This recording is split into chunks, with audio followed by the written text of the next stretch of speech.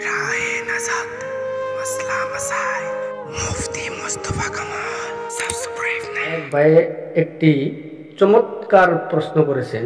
প্রশ্নটি হলো যে প্রচলিত মিলাদ কিয়াম জায়েজ আছে না নেই, এবং এই প্রচলিত মিলাদ কিয়ামের আবিষ্কারক কে, এটা হলো ওনার বিসমিহি সুবহানাহু তাআলা। এই প্রশ্নের উত্তর জানার আগে আমাদের জানতে হবে প্রচলিত মিলাদ ও কিয়াম কাকে বলে। প্রচলিত মিলাদ ও কিয়াম হলো যে কিছুগুলি মানুষ একসাথে বসে আল্লাহর নবী হুজুর আকরাম সাল্লাল্লাহু আলাইহি সাল্লামের শানে দুরূদ পেশ করা, তারপর দুরূদ পেশ করা হয়ে গেলে আবার কিছুক্ষণ দাঁড়িয়ে সবাই মিলে হুজুর আকরাম সাল্লাল্লাহু আলাইহি সাল্লামের শানে দুরূদ পেশ করা, এটা হলো প্রচলিত মিলাদ ও কিয়াম। এই প্রচলিত মিলাদ ও কিয়াম জায়েজ আছে না নেই, আমরা যদি এই প্রচলিত মিলাদ ও কিয়াম জায়েজ আছে না নেই এই বিষয়ে যদি আমরা জানতে চাই, তাহলে আমাদের প্রথমে দেখতে হবে যে এই প্রচলিত মিলাদ ও কিয়াম হুজুর আকরাম সাল্লাল্লাহু আলাইহি সাল্লামের জামানাত ছিল কি ছিল না। আমরা যদি হুজুর আকরাম সাল্লাল্লাহু আলাইহি সাল্লামের জামানার দিকে তাকাই, হুজুর আকরাম সাল্লাল্লাহু আলাইহি সাল্লামের জামানার দিকে যদি আমরা দেখি, তাহলে এই প্রচলিত মিলাদ হুজুর আকরাম সাল্লাল্লাহু আলাইহি সাল্লামের জামানাত ছিল না। সাহাবায়ে কেরাম রিজওয়ানুল্লাহি তাআলা আলাইহিম আজমাইন গণের জামানতও ছিল না, তাবিন গণের জামানতও ছিল না, তবে তাবিন গণের জামানতও ছিল না, আইম্মায়ে মুজতাহিদিন গণের জামানতও ছিল না।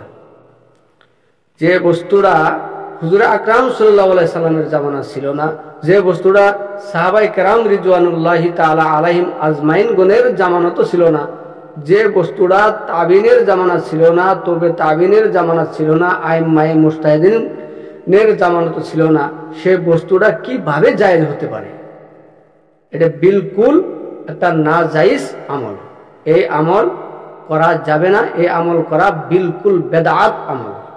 যে এই আমল করবে, এই আমল করলে সওয়াব একটুও পাবে না, সওয়াবের পরিবর্তে গুনাহে হবে, সওয়াবের পরিবর্তে গুনাহ হবে, সওয়াব পাবে না। সওয়াব তো দূরের কথা, সওয়াবের গ্যারানও পাবে না।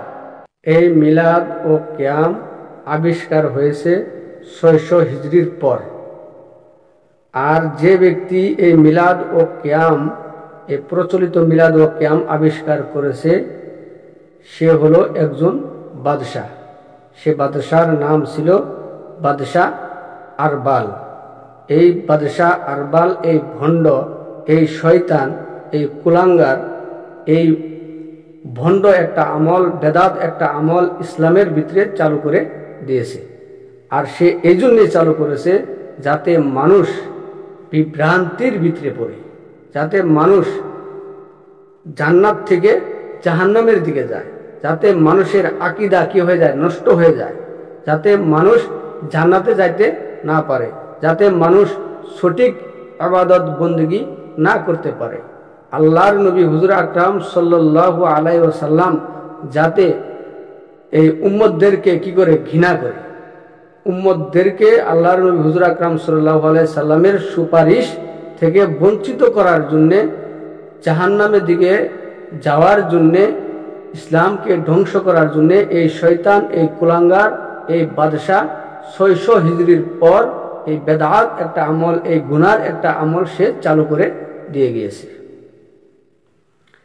যে বস্তুটা একজন মানুষে আবিষ্কার করেছে, সে আমল আমরা কখনো কি করব না, করব না। সে আমল আমরা কখনো গ্রহণযোগ্য হিসেবে মেনে নেব না। আল্লাহ তাবারাকা ওয়া তাআলা আমাদের সবাইকে যাতে এই প্রচলিত মিলাদ ও কিয়াম থেকে বাঁচিয়ে রাখেন। এই প্রচলিত মিলাদ ও কিয়াম যাতে আল্লাহ তাবারাকা ওয়া তাআলা আমাদের দিয়ে করান না। আল্লাহ তাবারাকা ওয়া তাআলা আমাদের সবাইকে এই প্রচলিত মিলাদ ও কিয়াম থেকে বাঁচিয়ে রাখেন। আমিন।